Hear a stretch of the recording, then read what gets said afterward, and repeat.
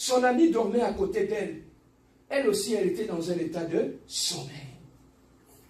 Elle a détruit son propre enfant quand elle était dans un état de sommeil. Mais elle a vu que je perdis quelque chose pendant que je suis dans un état de sommeil. Qu'est-ce que je peux faire maintenant? Elle est allée voir son ami qui était à côté. Elle a pris son bébé qui était mort. Il l'a remplacé à la place de son ami. Elle a pris le bébé de l'autre et l'a mis à son côté. Et elle est rentrée dormir comme si rien n'était. La première de femme avait détruit son propre bébé en dormant. Son ami à côté aussi était dans un état de sommeil. Son ami est venu, il a changé sa bénédiction. C'est que nous comprenons, le sommeil peut nous amener à détruire notre propre bénédiction. Le sommeil spirituel peut aussi nous amener qu'on nous vole des choses qui nous appartenaient. Bien aimé, il y a beaucoup de choses que le diable a volées dans ta vie. Lorsque tu étais dans un état de sommeil spirituel.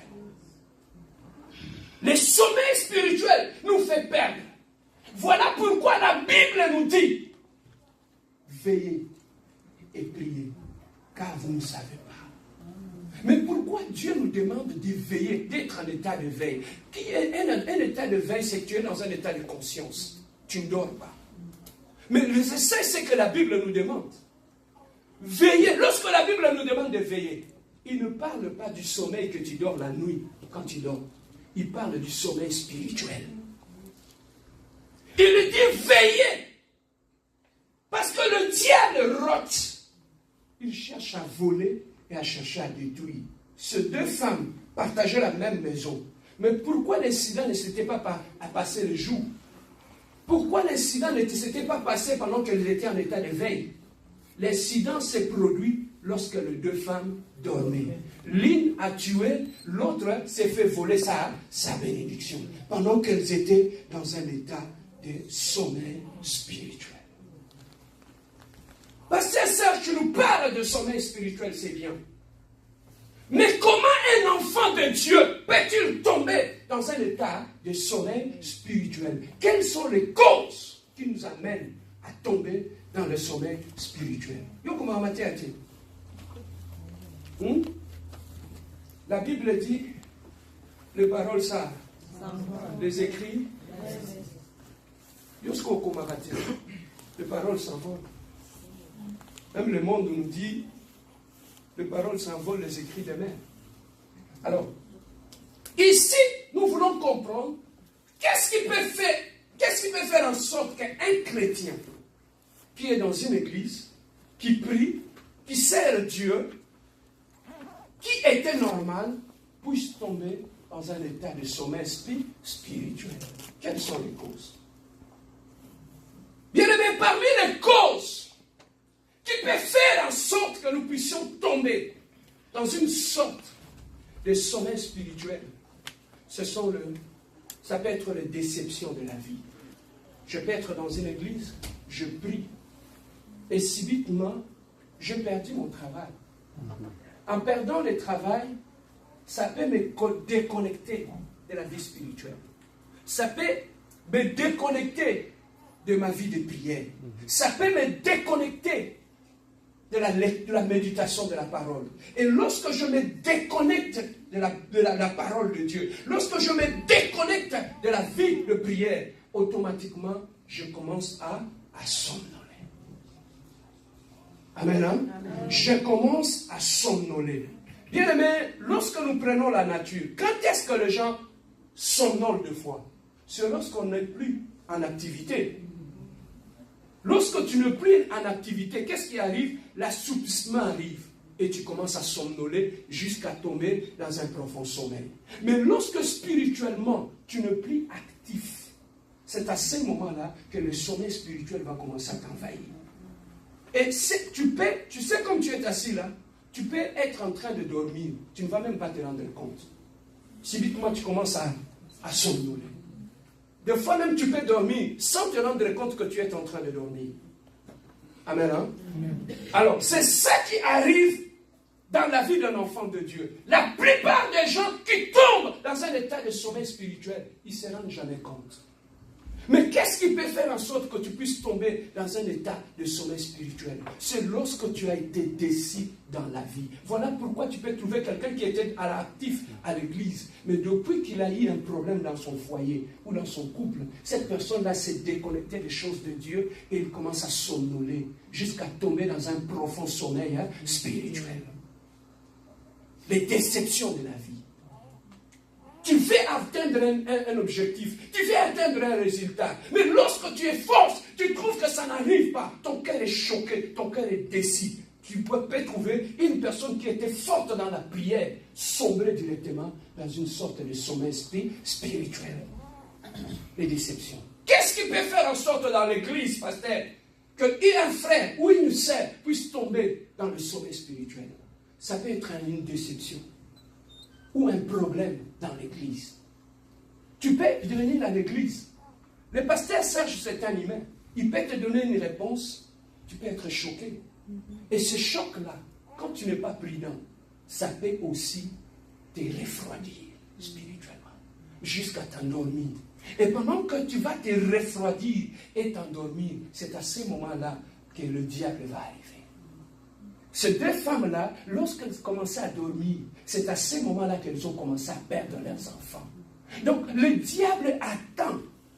Quand est-ce que tu vas commencer à somnoler spirituellement pour entrer dans ta vie? Observe tous ces gens-là qui ont eu des chocs ou des déceptions dans l'église ou dans leur vie, qui se sont retrouvés dans la maison, qui ne prient pas, ils ne gênent plus, ils ne lisent plus la parole. Regardez leur vie et vous voyez ce qui va arriver.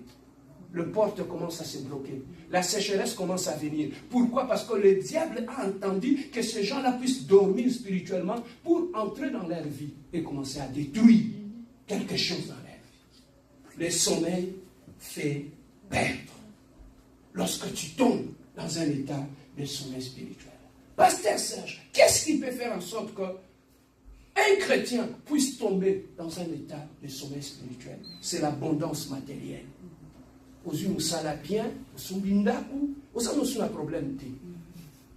Est-ce que tu vas encore gêner? Est-ce que tu vas encore venir t'asseoir sur cette chaise avec nous? Quand ton frigo est plein, tu as une belle voiture dehors, tu as une belle maison, un bon travail.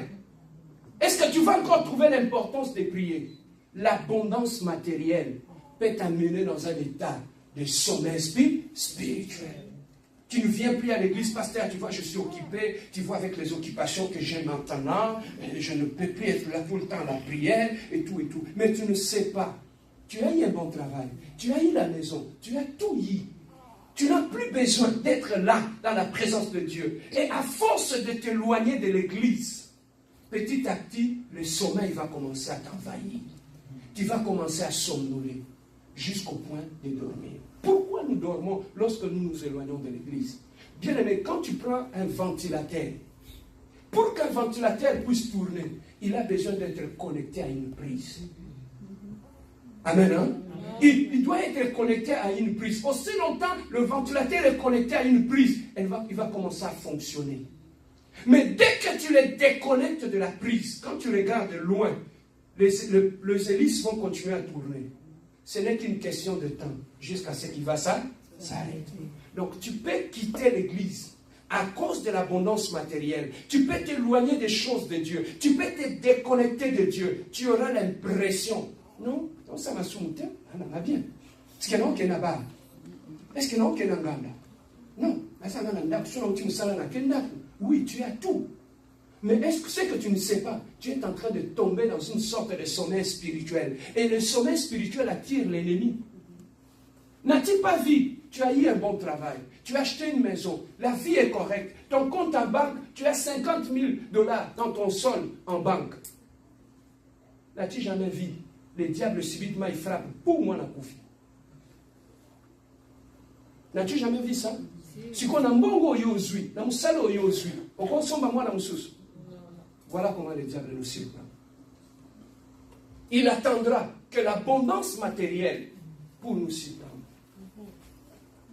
N'as-tu pas vu que tu as eu un bon travail? Tu es venu, tu as témoigné à l'église, pasteur, j'ai un bon travail. Et subitement tu es tombé dans un sommeil spirituel. Le lendemain, à cause d'un petit rien, on te licence de ton travail. Nous sommes les Sili. Tu sais pourquoi? Parce que tu n'étais plus connecté à Dieu.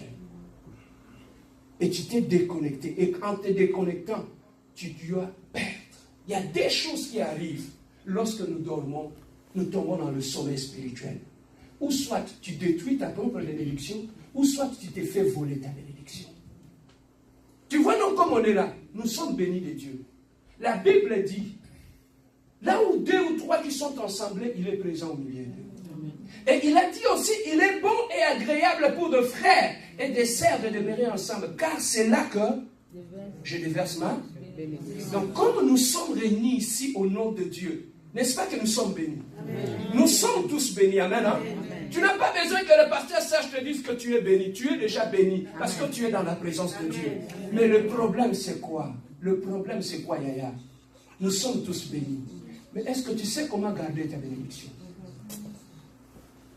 Est-ce que tu sais comment garder ta... C'est ça qui fait que nous venons à l'église, nous sommes bénis. Lorsque nous rentrons chez nous à la maison, nous tombons dans une sorte de sommeil spirituel. C'est là que nos bénédictions sont volées. Parce que nous sommes là, mais non, on est l'auté. Non, on a dit qu'on nous a embêtés. Mais est-ce que tu ne sais pas qu'on te vole tes bénédictions? Tu ne sais pas que tu détruis tes propres bénédictions?